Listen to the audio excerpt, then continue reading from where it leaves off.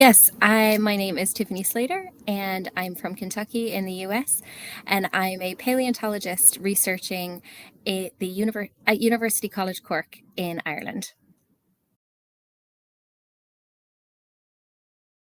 This is exactly what I'm trying to understand. So, fossilization is a really complicated process, and as you can imagine, there are so many things going on over millions and hundreds of millions of years.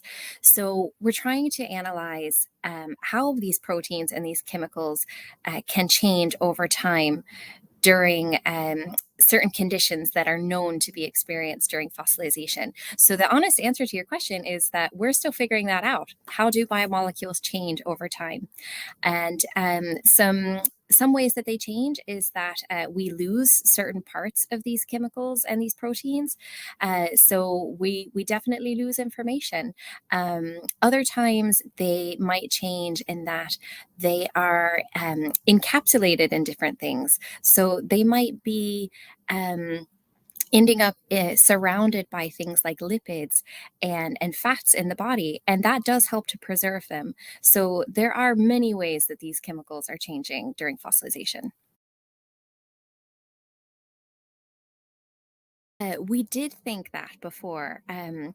Previous studies showed that very ancient feathers, so specifically feathers that were about 125 million years old, that they would have been composed of the proteins that are very similar to your hair.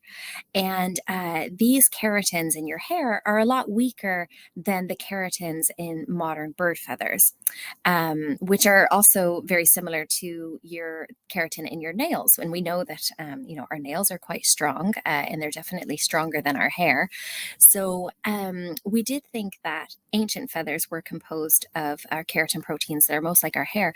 But our recent research shows that this isn't true, that actually ancient feathers were much more similar to modern bird feathers than we previously thought. And they were indeed composed of these very tough keratin proteins that are more like your nails and the feathers of modern birds.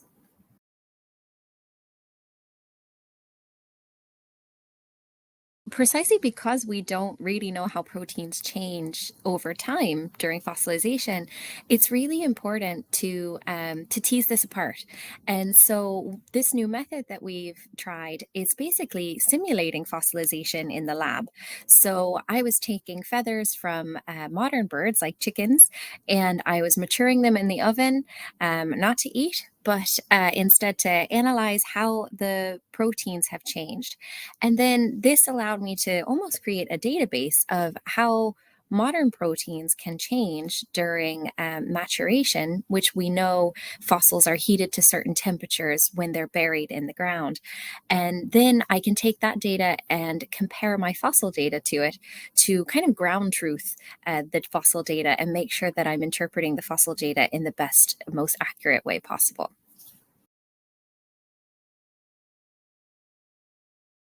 Absolutely. So I can think of many things in the lab where things didn't work out quite as I intended.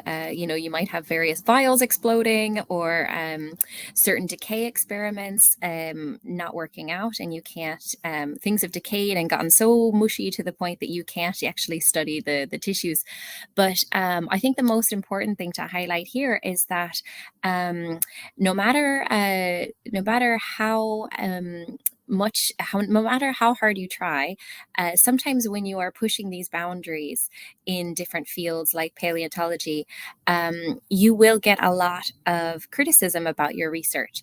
So, for example, it is very common in science for one person to publish one thing, and for the not too long afterwards, for somebody else to publish that they disagree and that actually something was done wrong in that original experiment. And to some extent, you really have to get comfortable with this about saying, okay, I wasn't right about that, or I could have done that better. So that's certainly something that I've experienced, and that I think any good scientist should experience, because if you are pushing those boundaries, then you are bound to be wrong at some point. That's a really good question. So I think that it must have been during my undergrad study that I started learning more and more about evolution. And in particular, I was learning about the regressive evolution in Mexican cavefish. So, Mexican cavefish, they evolved eyesight just like any other fish, and they evolved pigmentation just like any other fish. But then, once they started occupying these cave localities that had no light in them, there was no need for these pigments, or even the eyesight. So they actually started to lose all of their pigmentation and become albino. And then they also lost their eyesight as well. So I just found that so fascinating. And it started to get me to think about evolution on a very longer time scales. And I kind of just ran with it and started studying evolution deeper and deeper in time.